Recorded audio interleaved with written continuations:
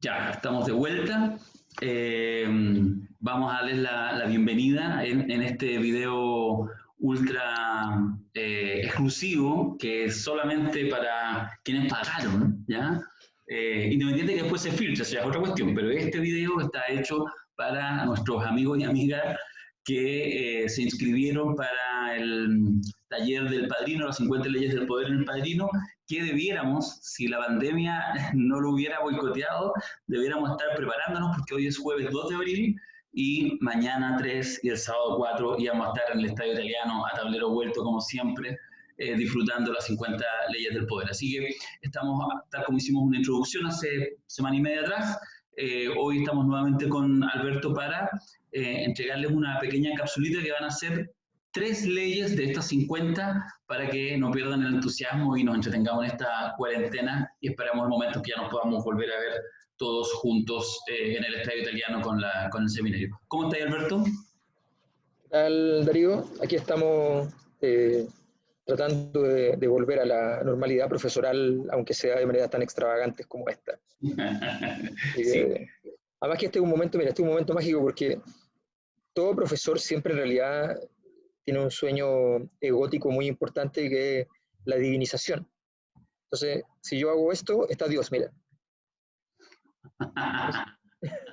Entonces, lo que uno puede hacer como siendo profesor en estas condiciones es solamente eclipsar al verdadero Dios.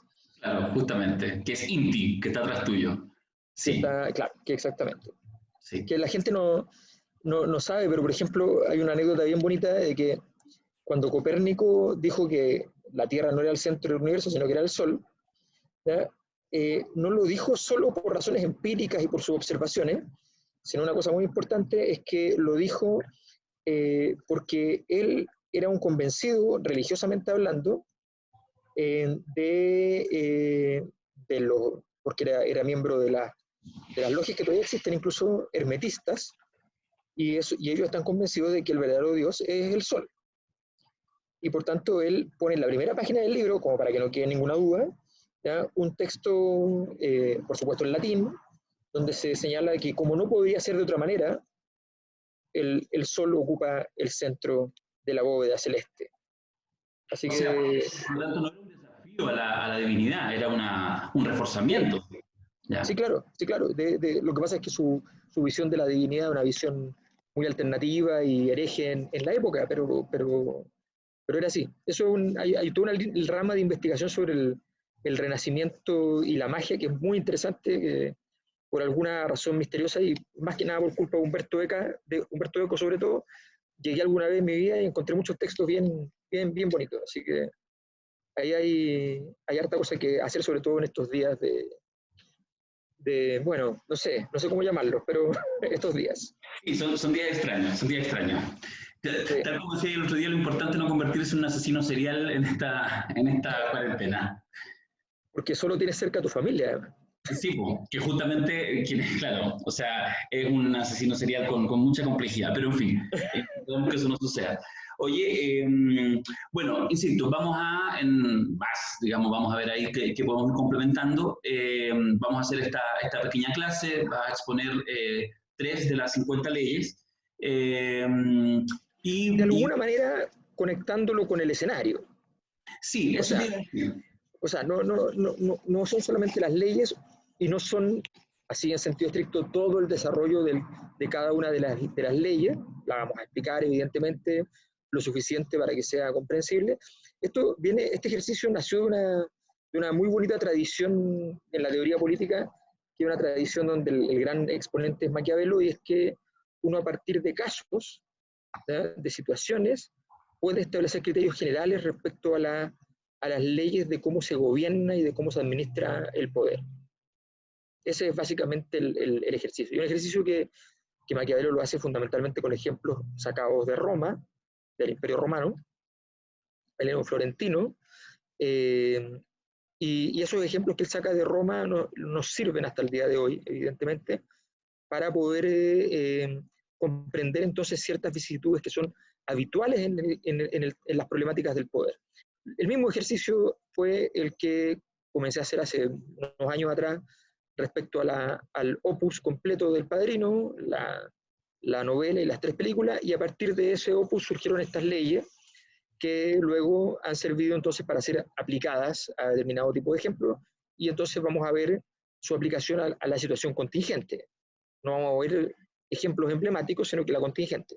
Correcto. Mira, dos cosas antes de entrar ya en la presentación. Una que lo hemos conversado, entiendo que te interpreta, pero igual me hago cargo de lo que yo planteo, es que efectivamente lo que hay de alguna manera en esto de estructurar estas 50 leyes, que tal como tú has reiterado, podrían haber sido 30, 40 o 100, digamos, pero efectivamente se sintetizan en esto, es un ejercicio teórico que es, yo creo, de sumo, muy interesante, y que uno puede realizarlo también con otro tipo de cotidianidades, con obras literarias, con coyuntura, con lo que uno tiene a la mano, que en el fondo es a partir de algo que está, en este caso un universo literario muy complejo, muy interesante, lo que se sigue, en este caso como teoría del poder.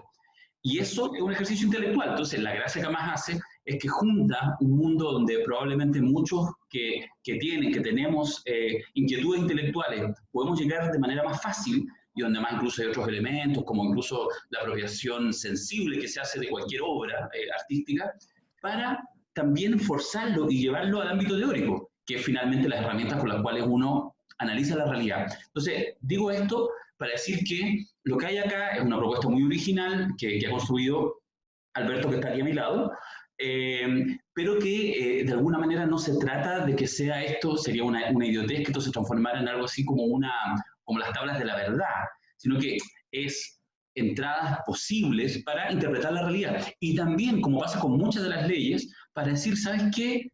Me parece que esta ley en realidad no aplica en el contexto que yo estoy, evidentemente, porque efectivamente es un cuerpo que surge a partir de una obra determinada, una lógica determinada, que es además el de la mafia.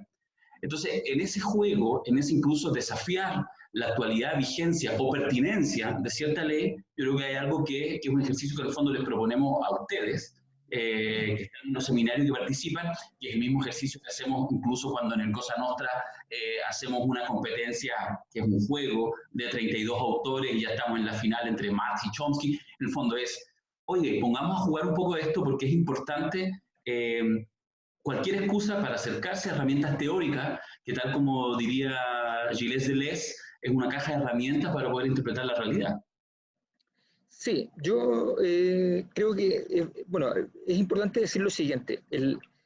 Este ejercicio, la extensión que tuvo, tiene mucho que ver también con el hecho de que a mí me tocó aplicarlas. En clase. No, aplicarlas en la realidad. Me tocó padecerlas en los casos terribles y ominosos, y también fueron herramientas para solucionar problemas. Porque está la herramienta teórica a la que tú refieres. Yo siempre prefiero usar el concepto de la linterna, porque la linterna, uno entra siempre a la realidad entrando a una habitación oscura y ocupa linternas para poder, luces para poder entender dónde está parado. Y uno tiene linternas más grandes y más chicas. Cuando uno entra con grandes autores, entra con una linterna grande y ve hartas cosas. No lo ve todo, pero ve harto. Cuando uno entra con autores más chicos, conceptos más chicos, entra con una linterna que ve un par de cosas, y eso supone un riesgo. Entonces, es bien importante con qué linterna o con cuántas linternas se entra y con qué rasgos tienen esas linternas. Porque una linterna determinada hasta puede ver en infrarrojo en el fondo. Ahora, desde el punto de vista de la caja de herramientas, es verdad, pero además es verdad en la vida cotidiana, porque el poder está en todas partes y finalmente uno lo está ocupando. En el caso mío, yo puedo decir con claridad que hay al menos una cierta cantidad de leyes que para mí fueron muy importantes en salvar el pellejo en términos políticos cuando estuve en política.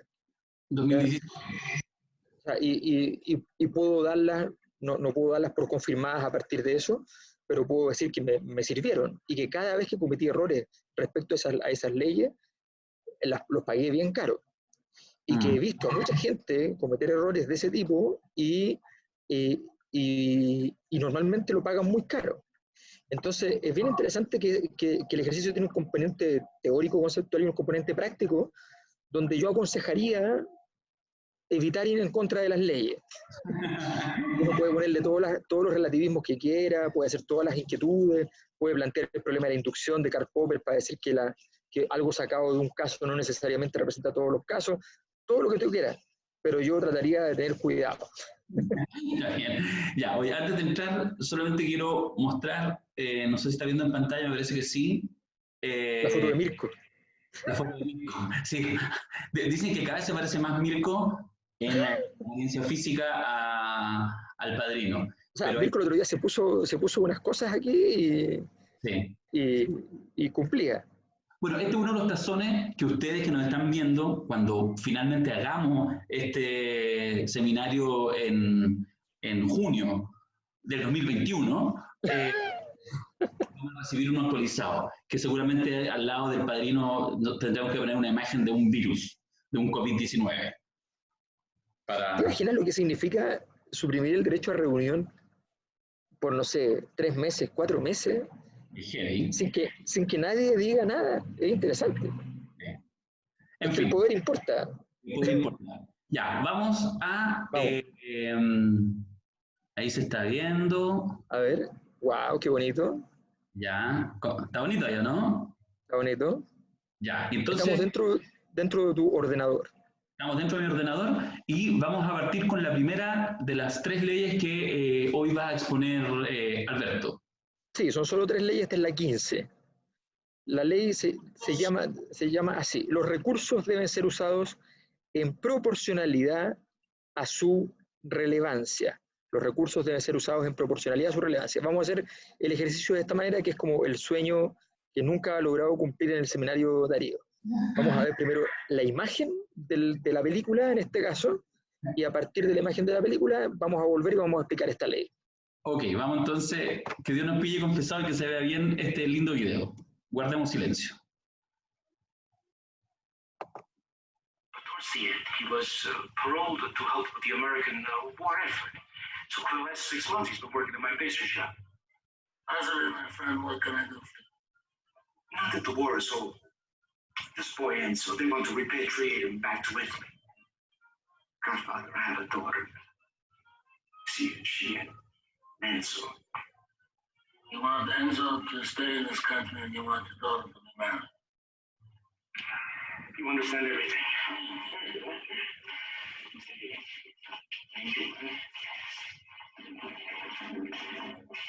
Wait till you see the beautiful wedding cake I made for your daughter. Oof, like this. The drive and the grove with the angels.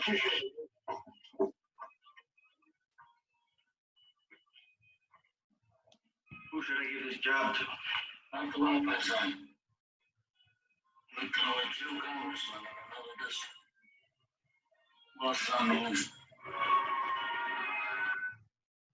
Ahí está.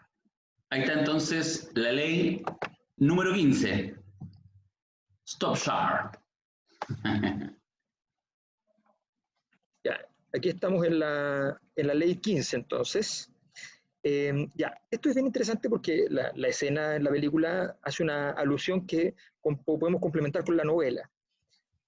En la novela, que obviamente es más extensa la escena, Tom Hagen, cuando se va el panadero, le pregunta al dueño de panadería, para ser preciso, le pregunta a don Vito Corleone, le dice, padrino, le dice, bueno, pero podríamos pedirle esto a nuestro senador. El senador ya ha tenido cierto protagonismo ahí en la película, porque ya apareció el momento en el cual llegó el regalo del senador para el matrimonio, la carta de disculpa porque no puede asistir al matrimonio, que es obvio, porque va a estar toda la prensa, va a estar el FBI, en fin, va a estar una serie de personajes, y por tanto viene y mandó un excelente regalo, que además supone una conversación entre Tom Hagen y Vito Corleone, donde Vito Corleone le pregunta sobre lo que señala el senador en la carta, qué sé yo, que él sabe que no es ningún problema porque él mismo le había dicho que no fuera al matrimonio, que era inconveniente, pero sí le interesa cuando Hagen le cuenta, le dice, el regalo es hermosísimo, le dice. Ah, sí, le dice, qué bueno. Entonces le dice Hagen, no solo eso, le dice, es además evidente que lo compró él mismo y que lo Claro, eligió él. eligió él. Es plata fina, es plata, ¿ya? Es un utensilio, una bandeja de plata hermosa, pero además de plata antigua, ¿ya? Entonces es una antigüedad y es evidente que no la puede haber mandado a comprar. Uno puede mandar a comprar, ¿ya?, una cosa nueva, pero no manda a comprar una cosa antigua, porque puede equivocarse la persona que lo compra. Entonces, en ese momento se regocija Don Vito Corleone y dice, nuestro senador, ¿ya? Y hace toda una reflexión donde dice que sus dos grandes herramientas en todo esto están en el senador, por un lado, y, en su, y no en sus regimientos militares, sino en su pequeño Rambo, en ese hombre individual, solitario, que no sabe ni siquiera hablar, pero que es de una lealtad absoluta, que va a ser quien entonces va a ejecutar todas las órdenes que no pueden tener ningún grado de publicidad. Entonces, cuando uno mira, los dos recursos principales, se da cuenta de que él está diciendo, bueno, todos los recursos son importantes, pero hay algunos recursos que son cruciales, vitales, y que son muy, muy delicados. Y los recursos se deben ocupar con prudencia. ¿Qué es lo que le responde entonces a Tom Hagen cuando él le plantea esta idea de llamar al senador? Él le dice, no, no ocupemos al senador para esto. Llame al judío del otro distrito, A un al otro diputado. senador, ¿ya? No, es que lo cito textual, ¿cómo está? O sea, entonces, llama al judío del otro distrito y le pide que haga este servicio. Y le paga por el servicio.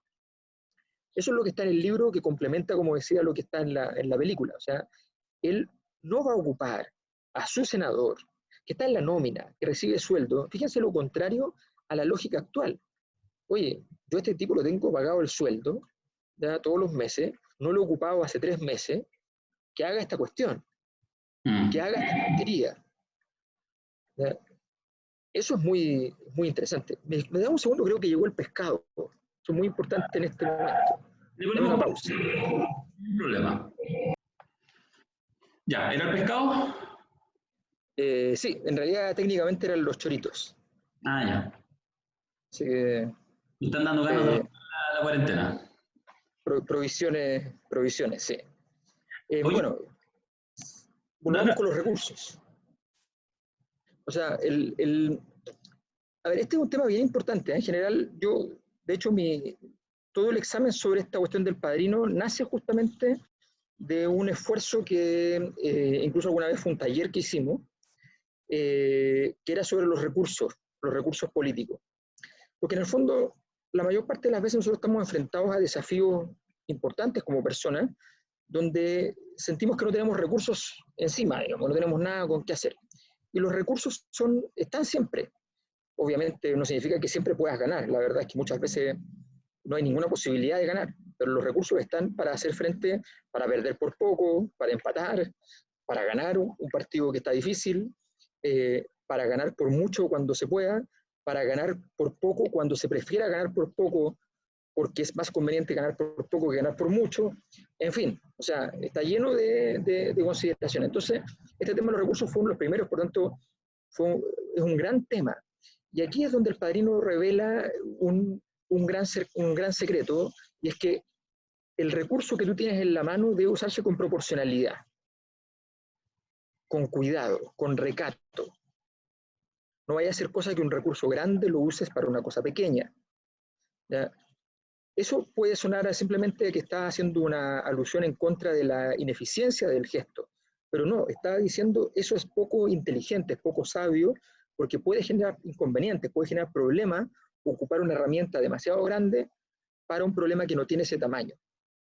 Entonces, una de las grandes preguntas que queda hoy día dando vuelta, que es una pregunta que se han planteado muchos en el mundo respecto al coronavirus, es si acaso el set de respuesta es el adecuado. Hay algunos que dicen que es muy poco, ¿ya? que dicen que esto tiene que ser un nivel de restricción total mucho más grande, y hay otros que dicen que es mucho. Estoy hablando solamente de gente estoy hablando de gente del mismo ámbito, del ámbito de la salud pública, que dicen, no, esto no tiene sentido hacer ocupar este grado de restricción. Esto es interesante porque hoy día no tenemos idea realmente de si esto para el caso es relevante, no tenemos idea porque finalmente es muy difícil saber cuál era la medida adecuada. Lo que sí sabemos, por ejemplo, es que ya le pasó a Sebastián Piñera para el caso del estallido social, que él ocupó las primeras horas para escalar el problema hasta el final. Y no es raro en esas condiciones que él termine el proceso del estallido social, vamos a decirlo así, con un 6%. Porque en el fondo combustiona todos los recursos intermedios, ¿ya?, llevando directamente los militares a la calle en las primeras horas, cerrando de alguna manera el país en las primeras horas. Y entonces después no tiene más juego que tener que aplicar acciones como del tamaño como el cambio constitucional, o sea, ese tipo de situaciones, y porque no ocupa las herramientas intermedias, no usa los recursos políticos que tiene en la mano, sino que entiende, dado que yo estoy en el poder, dice, yo tengo la potestad para hacer cosas que los demás no pueden hacer, tomo la potestad en mis manos y ocupo todo el poder que me da la ley, incluso para aquellas cosas que son recursos especiales. Y lo ocupo de una buena vez. Y eso es interesante, eso es lo que más hay que tener cuidado, no sobrepasarse en el uso de los recursos. Bueno, los recursos deben ser usados en proporcionalidad a su relevancia, tal como tú decías, y esta ley supone toda una articulación previa que de hecho dio para un taller y da para actualizarlo en cualquier minuto, que es el uso de los recursos, porque muchas veces en política, y cuando hablamos en política lo estamos pensando en el uso del poder. El poder se usa en la gran política, pero también se usa en las relaciones cotidianas, o sea, el ámbito laboral, el ámbito estudiantil, el ámbito familiar está cruzado por relaciones de poder y por ejercicio cotidiano. Entonces, esto, insisto, supone que hay conciencia de que hay que usar recursos y de que hay una multiplicidad de recursos que uno de pronto incluso los ve como pasivos, como debilidades, y que utilizados pueden ser una oportunidad. En el universo del Padrino, todo el tema inicial, digamos, de cómo consolida su fortuna, que es utilizar el negocio del aceite y la distribución de ellos con los camiones que hace Vito Corleone y sus amigos para después ir transportando lo que necesite, es efectivamente una utilización de un recurso como puede ser un muy buen emprendedor. Entonces, eso supone esta ley. Pero efectivamente la ley marca el punto de la utilización racional, de alguna manera. Eso nuevamente ya no es lo grande que tú señalabas a propósito del tema de la pandemia, sino que pensando como en las relaciones pequeñas, yo creo que es bien relevante porque ahí tiende a haber mucha confusión. Obviamente que no es una ciencia, es más bien un arte, pero esto nos lleva, esta ley, a una mirada de la normatividad, a entender que las relaciones humanas, las relaciones en comunidades pequeñas, como una familia o el ámbito laboral o más grande, son en general unas relaciones de reciprocidad de favores, muy importantemente, y ahí es donde muchas veces se comete el error. O sea, yo estaba pensando ejemplos típicos, o sea, que es como llamar a una gran autoridad para que te saque un parte, cuando realmente tenéis una relación. Entonces, si usted tiene una relación con un alcalde, no es que sea su amigo de infancia, luego no, se estableció un vínculo, hay una relación, ese alcalde agradeció que le hiciera un regalo dedicado para el día de su cumpleaños, en realidad no sé si es para llamarlo para que le saque un parte de 50 lucas. Y eso muchas veces la gente confunde. Mira, tiene que ver incluso hasta cuando de repente uno en el uso de sus redes sociales, toda la semana hay alguna batalla terrible, dramática, se está extinguiendo el mono tití del nororiente de África, y uno envía una cadena a todos sus contactos y les satura sus redes y sus correos electrónicos pidiendo que firmen en el change para que salvemos al mono tití. Entonces, de repente, efectivamente, incluso en esas pequeñas cosas y en la reiteración y en no ser capaz de discriminar que en esta relación comunitaria es necesario ser capaz de distinguir qué cosas implican que en realidad yo le envío a todos mis contactos y qué cosas solo se lo pido a mi señora. Creo que es algo bien clave de lo cual nos habla esta ley, más allá, obviamente, insisto, de los ejemplos más macro y más de poderes que tú señalas. Sí, efectivamente, esos ejemplos son muy buenos porque a todos nos ha pasado, además. O sea, todos hemos cometido errores en esa cuestión. A mí la otra vez me llegó una cadena de una persona bastante importante, y asumí que la había mandado así como genérica, para firmar. Y como a los 3 días me dice, no has firmado, me dice. Entonces, yo digo, ah, bueno, sí, se me fue, o sea, perdona, sí, ok, lo hago inmediatamente, ya firmo, ya. Entonces, claro, uno tiene que saber que eventualmente el otro tomó una decisión, que ocupó ese recurso, que efectivamente, o sea, hay esa sensibilidad, que una cosa, fíjate que una cosa que es interesante es lo siguiente, y esto es una cosa terrible, pero la gente que juega el juego del poder eh, y no tiene sensibilidad, le resulta muy difícil. Sí. La sensibilidad puede estar dada por gente que tiene una cierta dosis de interés y frecuencia con el mundo artístico, qué sé yo, que confiere otros defectos para la política eso. ¿Ya? O también hay lo que llamamos normalmente el animal político, ¿ya? Que no nos referimos al sentido aristotélico, sino nos referimos a esas pocas personas que da lo mismo lo que hayan estudiado, que da lo mismo si tienen doctorado o cuarto básico, que la cosa es que están en una escena de poder y lo entienden todo. ¿Ya? Y que no saben de nada más, de repente, pero olfatean y saben para dónde va el viento de inmediato. Entonces, pero en cualquiera de esos casos, siempre es importante entender una cosa.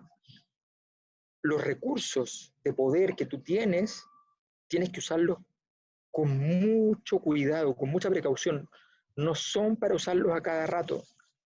No están disponibles para ti. Eso no es verdad.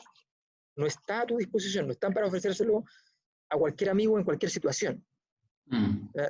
Están para administrarlo, para decir, bueno, esto amerita que yo lo haga, entiendo que pierdo 1 o 2 o 3 jugadas con esto después, ¿ya? Pero vale la pena hacerlo.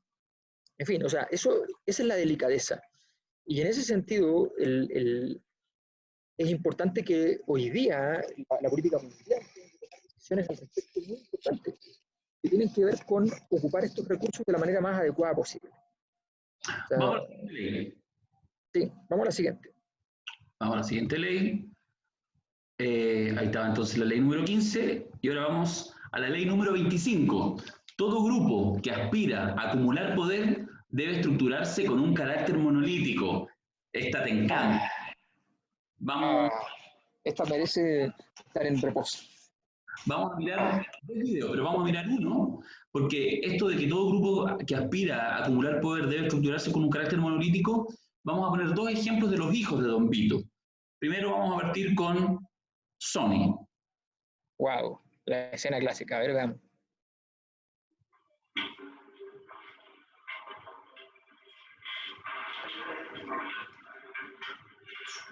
I said that I would see because I heard that you were a serious man, and you treated me with respect.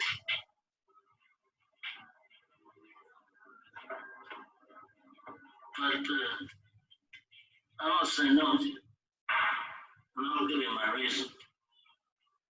It's true, I have a lot of friends in politics, but they wouldn't be friendly very long if they knew my business was drugs instead of gambling, which they regard as a harmless vice, but drugs is a dirty business.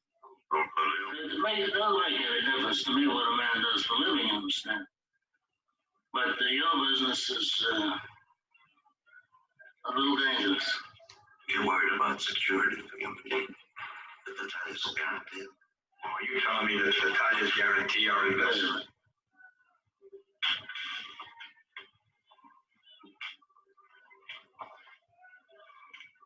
I have a sentimental weakness for my children, and I spoil them, as you can see. They talk when they should listen.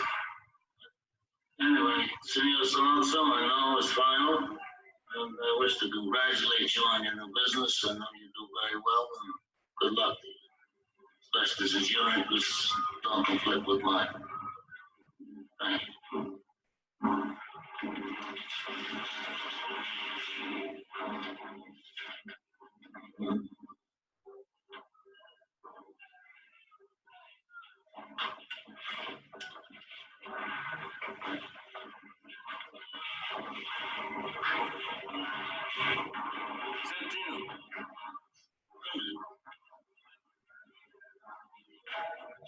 What's the matter with you? I think your brain is going soft. And all that comedy you're playing with that Jim Gordon. Never tell anybody outside the family what you're thinking again. Come on.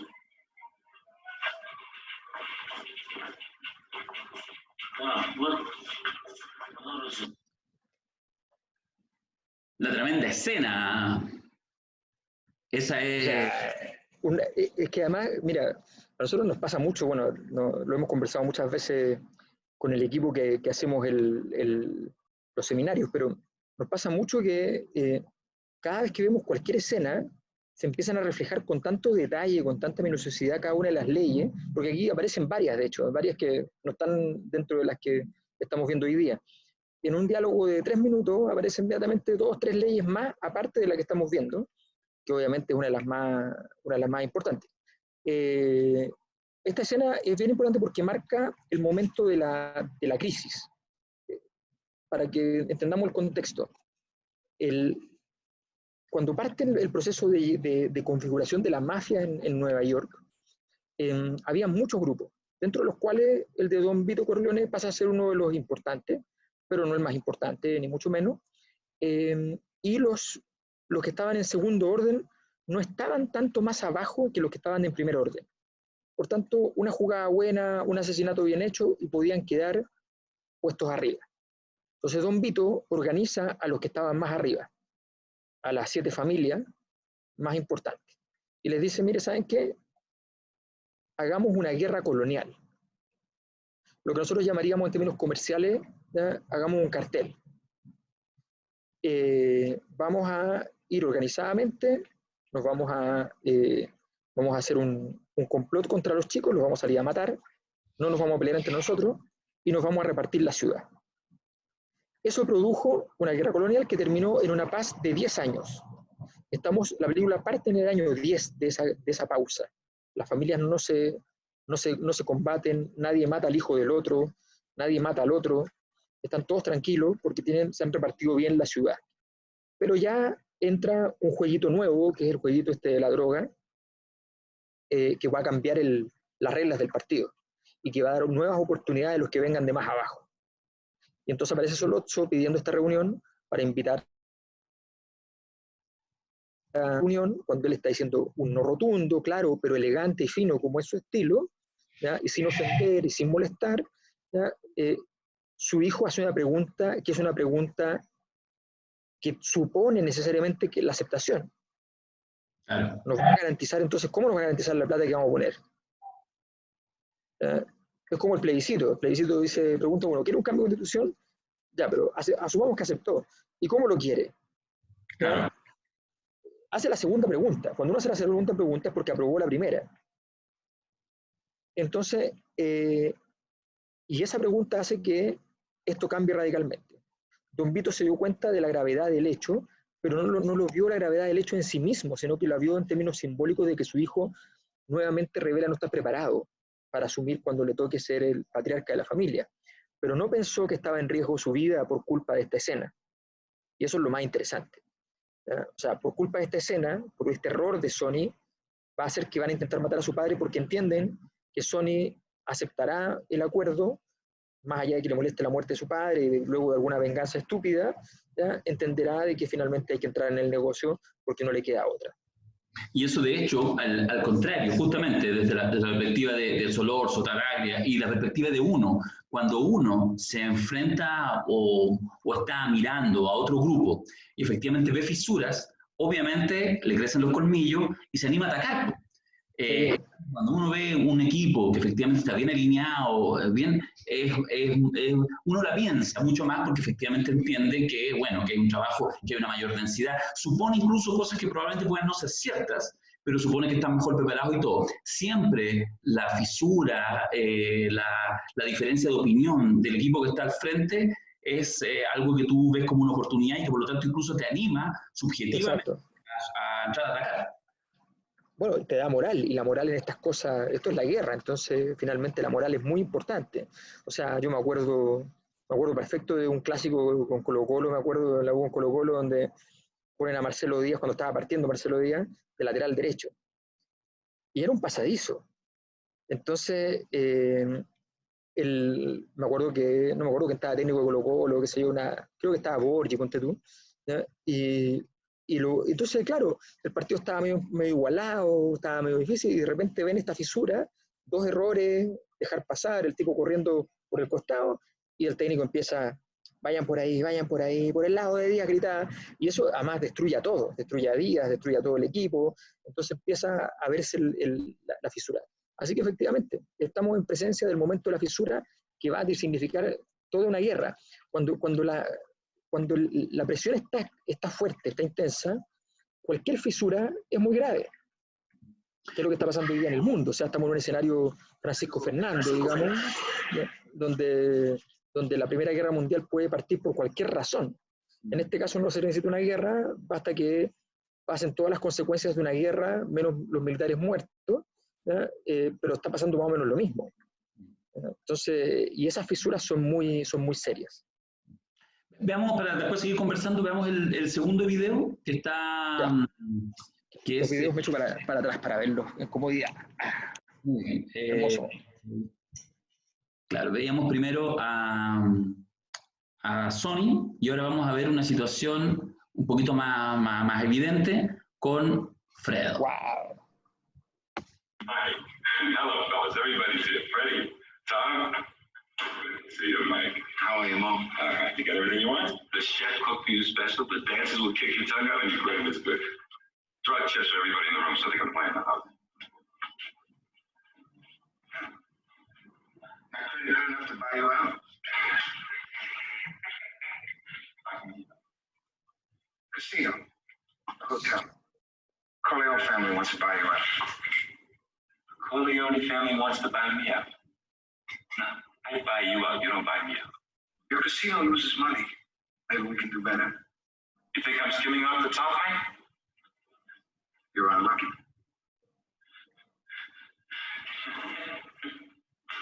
You goddamn guineas really make me laugh. I do you a favor and take Freddie in when you're having a bad time, and then you try to push me out. Wait a minute. You took Freddie in because the Corleone family bankrolled your casino because the Molinari family on the coast guaranteed his safety. Now we're talking business. Let's talk business. Yeah, let's talk business, Mike. First of all, you're all done. The Corleone family don't even have that kind of muscle anymore. The Godfather's sick, right? You're getting chased out of New York by Barzini and the other families. What do you think is going on here? You think you can come to my hotel and take over? I talked to Barzini. I can make a deal with him and still keep my hotel. Is that why you slapped my brother around in public? Oh, that was nothing, Mike. Now, Mo didn't mean nothing by that. Sure, he flies out the handle once in a while, but Mo and me were good friends, right, Mo, huh? We got a business to run. I gotta kick your asses sometimes to make it run right. We had a little argument for you night, so I had to straighten him out. You straightened my brother out? He was banging cocktail waitresses 2 at a time. Players couldn't get a drink at the table. What's wrong with you?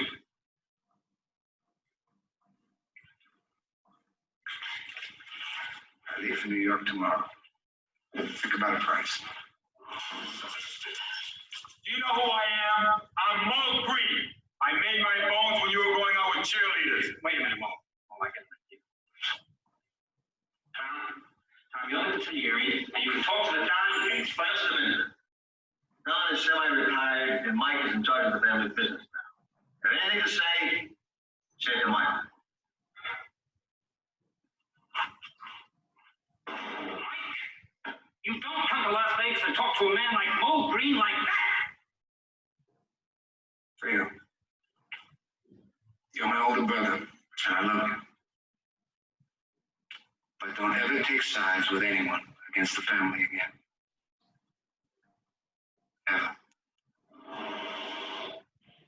Ever. Ever.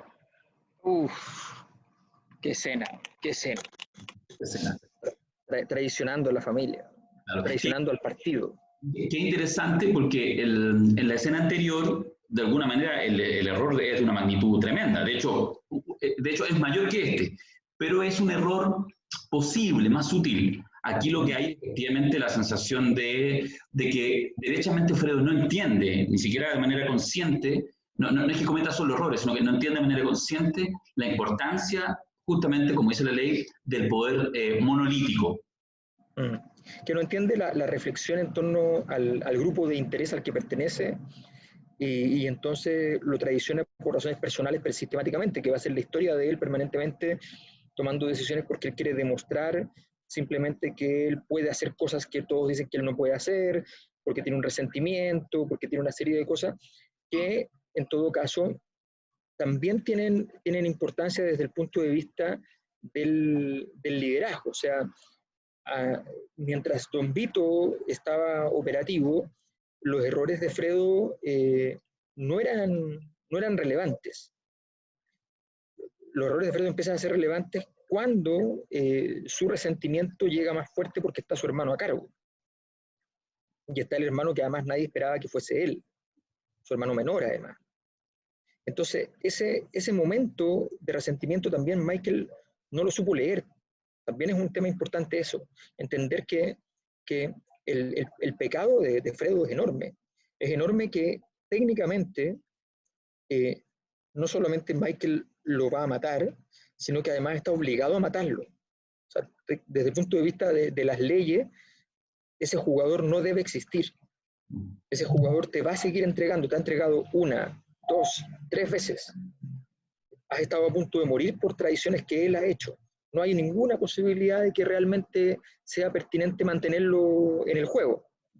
Pero evidentemente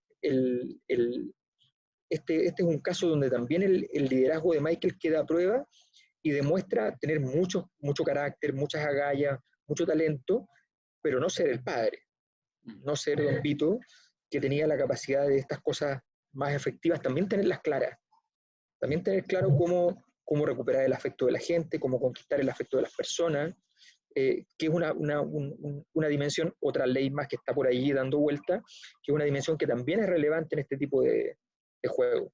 Pero se mantiene entonces la importancia del carácter monolítico del grupo. El grupo no debe representar fisuras. Bueno, eso es interesante también y es más complejo cuando uno lo aborda en situaciones más cotidianas. Yo lo pienso como a nivel como organizacional en la vida social, porque claro, aquí de alguna manera es, voy a decirlo así, un pecado inexcusable de Fredo, porque además se trata de literalmente la familia y literalmente el riesgo de cualquier disgregación, de cualquier división entre otra familia, puede ser la muerte de sus miembros. Pero si uno lo analoga en organizaciones que uno muchas veces participa, por supuesto que es más difícil entender el concepto de familia, pero lo relevante es entender si desde el rol que yo estoy jugando en una organización tal, un partido político, un sindicato, etcétera, cómo efectivamente uno está disponible o no a entender que la posibilidad de sobrevivencia de la organización o de este grupo a cargo de la organización pasa muchas veces por mínimos monolíticos. En el caso de los sindicatos, eso es, por ejemplo, súper visible, porque los sindicatos en general están muy divididos. En 5 dirigentes sindicales, 3 son de un sector y 2 son de otro sector, etc. Y eso, cuando tú te enfrentas a una empresa que casi por definición es monolítica, porque tiene un puro objetivo, maximizar sus ganancias, es una pelea muy desigual. Y ahí yo sé que es difícil, porque a veces hay diferencias de verdad muy profundas al interior de la mirada que tienen distintos dirigentes sindicales para llevar adelante su organización. Pero lo que tienen que entender es que el sindicalismo en su conjunto, y es una de las razones de la profunda crisis, es de verdad, intenta dar una pelea igual ante una empresa, pero permanentemente se regala, porque siempre, o el 99% de los casos, tiene filtraciones muy evidentes y genera derechamente pactos, incluso entre algunos de sus dirigentes, tácitamente o no, con la empresa para ser destruido. Entonces, ahí hay un tema que es bien interesante y que uno tendrá que mirar, cómo efectivamente muchas organizaciones se regalan antes de entrar a la pelea por no entender la necesidad para una lucha de entender un sentido monolítico. Y ojo, mira, una de las cosas que yo he visto mucho es que cuando se resiente el elemento, este carácter monolítico del grupo, normalmente es como consecuencia de no haber respetado otras leyes. O sea, pasa mucho que son otras leyes las que antes generaron un problema que redunda en que el grupo empieza a fracturarse. Porque normalmente el grupo se fractura justamente por problemas en la moral. Eso es lo normal. Sí. O sea, los intereses están más o menos claros, pero de repente, ciertas cosas que no estuvieron bien reguladas desde el punto de vista de la conservación de una estructura, de cierta estructuración moral del grupo, empiezan a generar inconvenientes. Entonces, eso siempre hay que mirarlo, hay que ponerle mucha atención. Ahora es una ley muy difícil de satisfacer. Normalmente los grupos tienen fisuras y fracturas y tienen problemas. E incluso esas fisuras muchas veces cumplen un componente creativo también. Sí, claro. Pero finalmente esa fisura creativa, ¿ya? El Judas de Cristo, igual termina con el Cristo muerto. Sí, sí.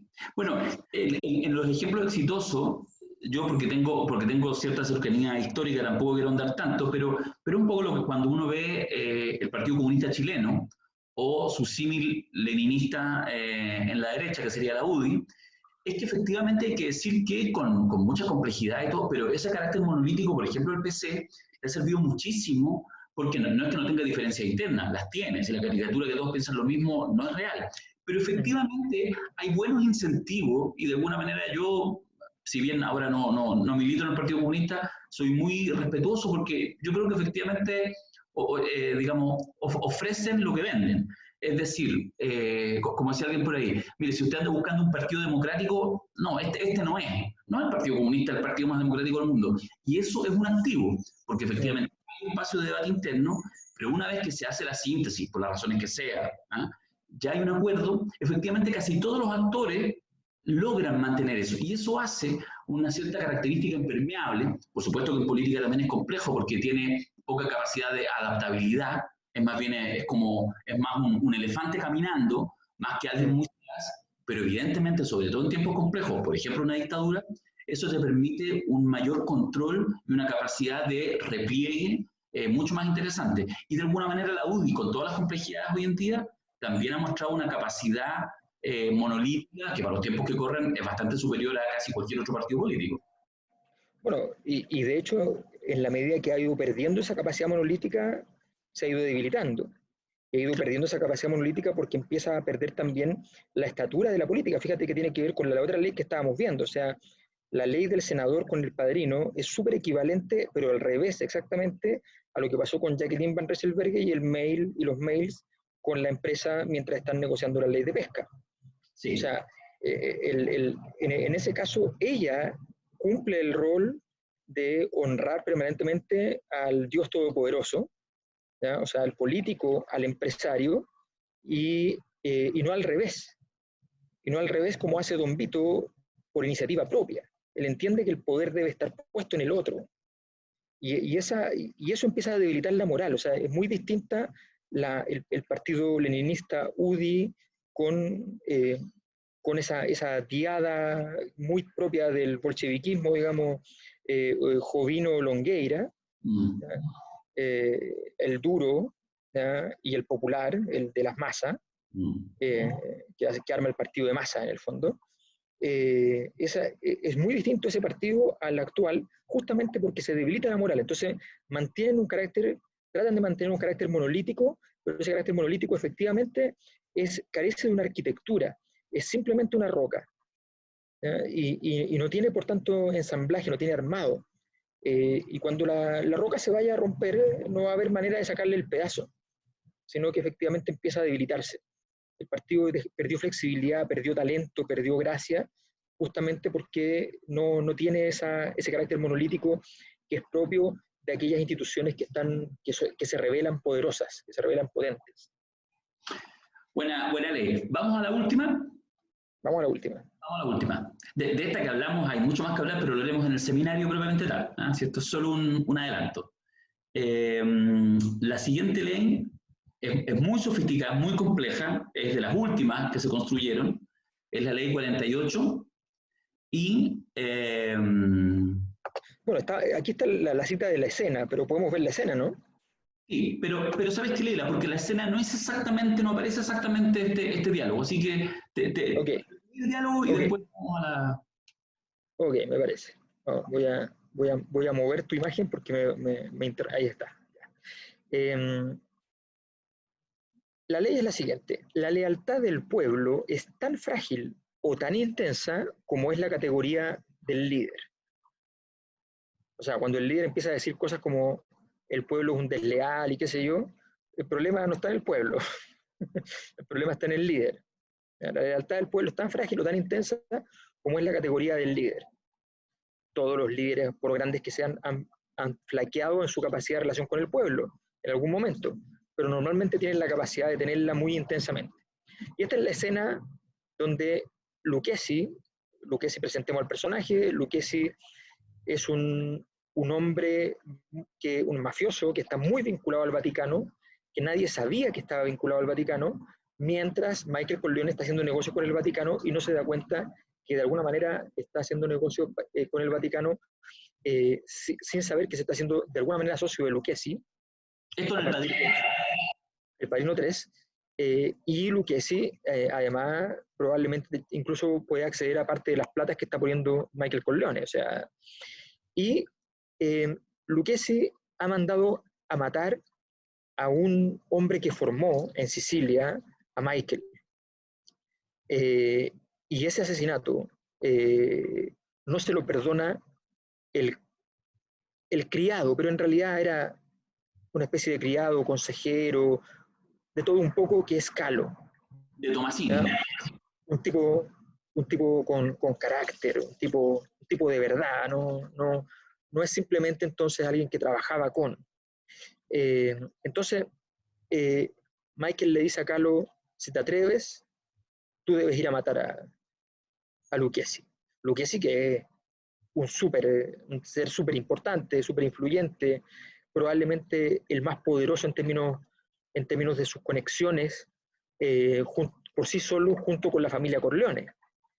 Entonces, Calo va y se presenta y dice, vengo a entregarle un mensaje, un recado a don Lucchesi. Le dice al portero, en el fondo. Preguntan, ¿de parte de quién? De Michael Corleone. Y entonces lo deja entrar. Lo revisan, obviamente, porque puede andar con armas, no tiene armas. Y Carlos se sienta en la oficina de Lucchesi y le dice, estoy aquí para decirte que el pueblo ha perdido su fe en ti. Es brutal tutearlo, además. Y Lucchesi contesta como contestan los grandes, ¿ya? Contesta a partir de un epígrafe. Quien construye sobre el pueblo, construye sobre el barro. Esta es una frase romana muy antigua. ¿Cuál es el mensaje de Michael Corleone? Le dice. Y Carlos le contesta, es muy importante, debo decírtelo al oído. Mira Lucchesi hacia sus guardias y le dice, no va armado. Entonces él le dice, ok, acércate a mí. Y Calo le repite una frase que Lucchesi le había dicho a Michael Corleone al oído en una reunión con el Vaticano donde no le estaba yendo bien a Michael Corleone. El poder desgasta a los que no lo tienen.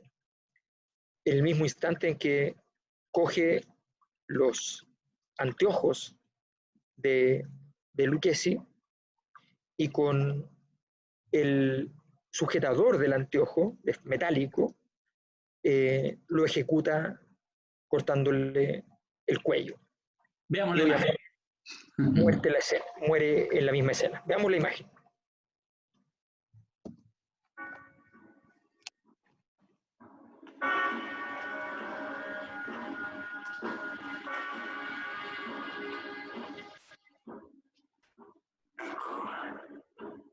Una cosa molto importante. Però te lo devo dire all'orecchio. È pulito!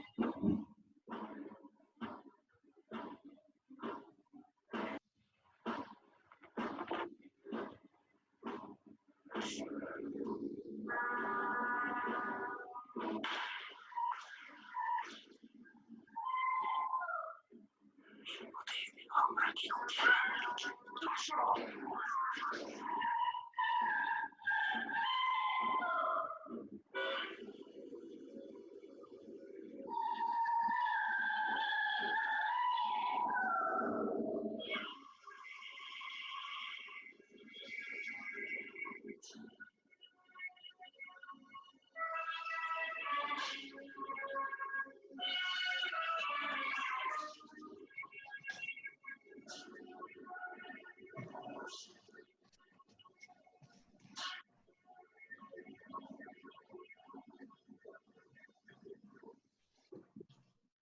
Qué linda imagen.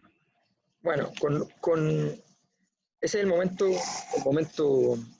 literalmente de la ópera. Está cantando el hijo de Michael, pero además es la ópera en el sentido estricto. Recordemos una cosa importante, que una de las condiciones que le puso Hollywood a Francis Ford Coppola para trabajar allí era, y lo comentamos la otra vez en el prólogo, era la importancia de las muertes. O sea, es muy importante que haya muchas muertes y que sean espectaculares. Entonces él toma la decisión de hacer muertes espectaculares, pero no en el código norteamericano, sino en el código operático. Es decir, plantea la tesis de que en el fondo se pueden hacer muertes como las que estamos viendo allí, que son muertes que tienen esta dosis un poquito del absurdo, pero también de este aspecto magnificente que tiene la muerte operática, que supone además la interacción con el canto, con la estridencia y las grandes y solemnes caídas, como el caso del sacerdote que había sido el primer socio de Michael Corleone para la entrada al Vaticano y que estaba asociado con Lucchesi, con el grupo de Lucchesi en el fondo. Y por tanto aquí todos los enemigos, ¿ya?, son ejecutados en una misma jugada. Bueno, esa es la escena. ¿Ya? Vamos a desarrollar entonces un poco la reflexión en torno a la ley, porque evidentemente esa es la escena principal, pero esta ley tiene mucho juego, porque esta ley está basada, como decía, en una frase que tiene historia. Lucchesi, en el fondo, ha leído, esta es la tesis de la película, ¿ya? La película plantea las tesis de manera tal que siempre que alguien se equivoca, está a punto de morir o muere. Entonces es muy útil para construir las leyes, porque hay una prueba empírica de que efectivamente estaba equivocado. Lucchesi ha leído mal el poder. Es cierto que el poder del pueblo es voluble, que no es del todo confiable, pero Maquiavelo toma esta misma frase, la frase que está puesta en la película, el que construye sobre el pueblo construye sobre el barro, que originalmente en realidad es el que construye sobre el pueblo construye sobre arena, y explica que el concepto está equivocado. Y cito a Maquiavelo: y que nadie rechace esta opinión mía con aquel proverbio tan trillado de que quien construye sobre su pueblo construye en el barro, porque esto es verdad cuando quien se funda en el pueblo es un ciudadano privado que se imagina que el pueblo lo salvará cuando se encuentra acechado por los enemigos o por los magistrados. En este caso se podrá encontrar engañado a menudo, como ocurrió en Roma a los Graco y en Florencia a Messer Giorgio Scali. Pero si quien se apoya en el pueblo es un príncipe capaz de mandar y valeroso, que no se arredra ante las adversidades ni omite las otras formas convenientes de defensa, y con su ánimo y sus instituciones mantiene a toda la población ansiosa de actuar, tal príncipe jamás se encontrará engañado por él y comprobará que ha construido sólidos fundamentos para su mantenimiento. Es decir, la demostración está clara. La frase de Lucchesi está equivocada porque Lucchesi muere, y lo que está claro entonces es que efectivamente cimentar sobre el pueblo puede ser muy peligroso, básicamente si no tienes la capacidad como líder de mantener y fundamentar ese poderío. Si lo haces bien, no ocurrirá. Es poderosa esa. Es buena. Es muy interesante. Sí. ¿Esa fue la última que armaste? Sí, esa fue la última. Sí. Esa fue la última.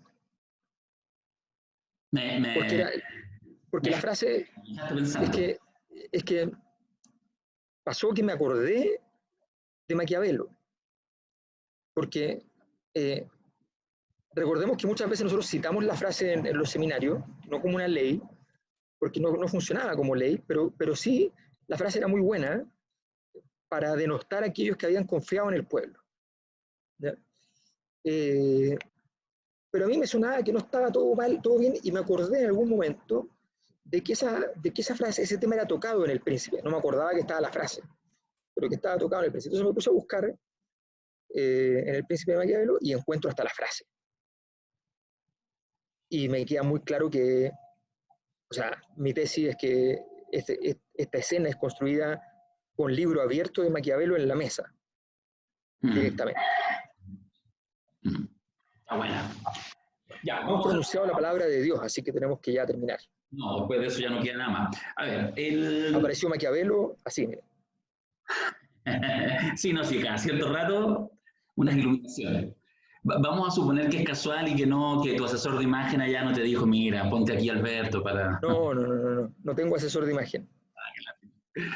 Oye, ya, vamos a dejar hasta acá entonces este adelanto del seminario. Sabéis que estaba revisando recién hace un rato el correo, que ahora no lo estoy revisando todos los días, del padrino, el poderimporta@gmail.com, elpoderimporta@gmail.com, y había 3 correos nuevos de ayer y anteayer de personas preguntando si se podían inscribir, lo cual habla de una voluntad, un voluntarismo de hierro y suponer que efectivamente hay seminario 3 y 4 de abril, pero bueno, qué bueno que haya tanto interés, así que si, bueno, ustedes que nos están viendo, que les vamos a enviar este video en el transcurso del día, están inscritos, pero si quieren compartirlo con algún amigo no es problema, no es un video privado, es un video para ustedes que se lo hicimos porque Sí. Y queremos que se entretengan mientras esperamos algunas semanas o meses más para poder hacer el seminario en vivo y en directo. Pero evidentemente si quieren compartirlo no hay ningún problema y escriban nomás que estamos haciendo, ya hablando en serio, estamos haciendo ya el listado. Yo creo que cuando termine la cuarentena, cuando quiera que sea, yo creo que nos vamos a tirar con 2 seminarios casi en semanas. Al tiro, sí, porque tenemos harta gente y tenemos hartas ganas y estamos con privación además. Sí, de verdad que se echa menos. Sí. Se echa menos. Sí. Ya, entonces lo dejamos y en, no sé, 1 o 2 semanas más les volvemos a hacer llegar un nuevo material, quizás conversando un par de leyes más para seguirnos entreteniendo. Eso. Chao, Alberto. Nos vemos. Chao.